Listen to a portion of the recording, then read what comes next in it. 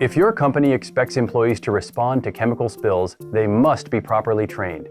The level of training required depends on the type of chemical release and the type of response you expect from your employees. For incidental releases, basic training outlined by the Hazard Communication Standard may be enough for employees to recognize the hazards and know how to safely clean up the spill. An emergency response may require specially trained personnel from outside your company.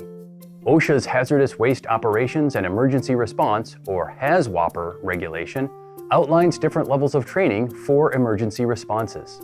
The most basic is the awareness level, where responders must be able to recognize an emergency release, but they take no action beyond notifying the authorities.